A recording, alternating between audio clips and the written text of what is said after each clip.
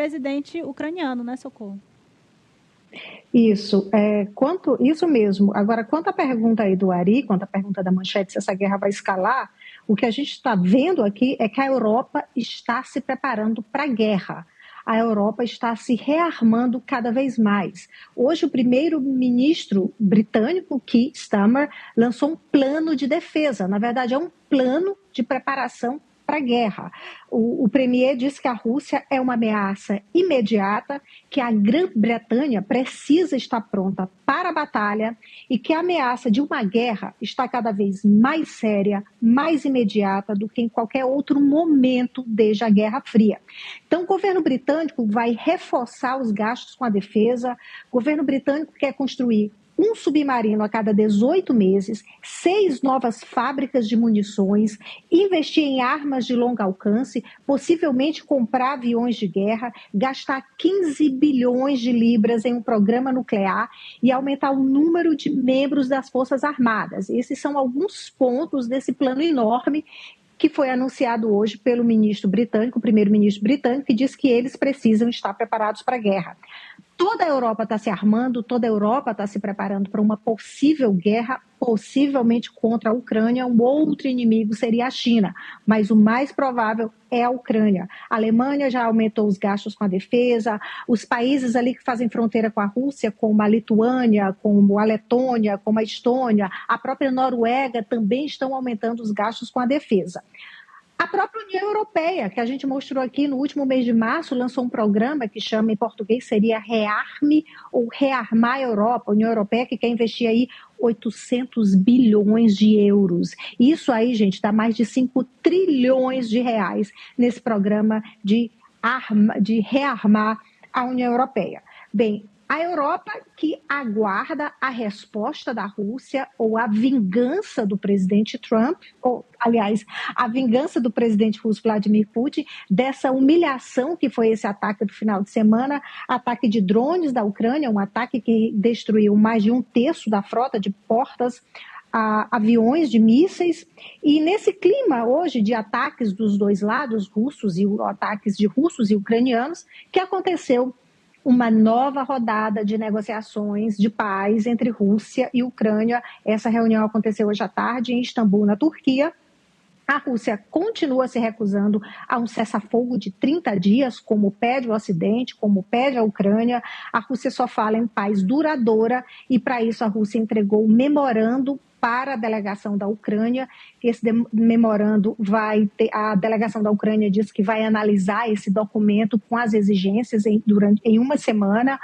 A mídia estatal, a imprensa estatal da Rússia diz que nesse memorando está, entre outras coisas, o que a gente já sabe, a Rússia quer manter todos os territórios que já ocupa na Ucrânia, isso dá aí uns 20% do território ucraniano.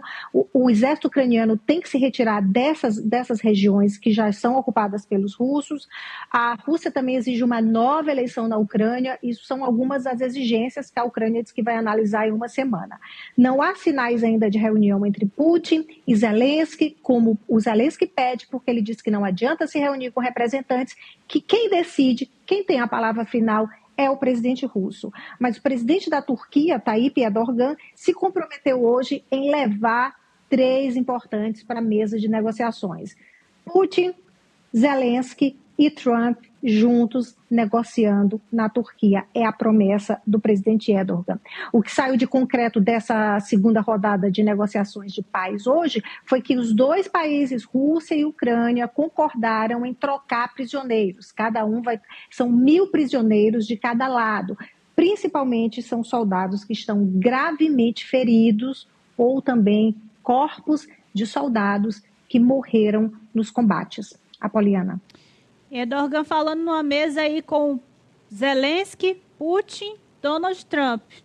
Essa reunião tranquiliza ou preocupa, professor, o encontro desse trio? Não é fácil esse trio. Agora, realmente, o ataque militar da Ucrânia é uma coisa nunca vista, né? É a relação militar custo-benefício, né? Quanto custaram esses drones? Valor baixíssimo, e a destruição de boa parte do poder aéreo da Rússia. Foi uma humilhação olha, inacreditável quando a gente vê os detalhes desse ataque. Agora, vai ter que chegar a um acordo. É claro que as exigências russas levam exageradas, né? Uma coisa fala do território, que eles já estão ocupando. Bem, isso daria uma boa discussão. Agora, exigir eleições presidenciais na Ucrânia, aí já é demais. Mas é o jogo do negociador. Agora, veja o difícil momento que nós vivemos. Não tem a ONU, porque era um momento importante. Está presente a ONU ou ao lado do Trump, como na época da Guerra Fria, tinha a União Soviética, tinha Estados Unidos. No caso, agora é parte da União Soviética, que hoje é Rússia. Claro que uma parte bem menor do que era a União Soviética. Então, você não tem alguém que possa ajudar nessa negociação, mas acho que todo esforço, tendo em vista a tragédia, é louvável, né? E a Socorro Sampaio traz ali no começo da fala dela essa preparação da Europa, né? Ou seja, os atores políticos internacionais destes países preocupados que a coisa realmente vai piorar. A Europa se acostumou a que boa parte do poderio militar do Ocidente fosse bancado pelos Estados Unidos. Funcionou até o governo Biden.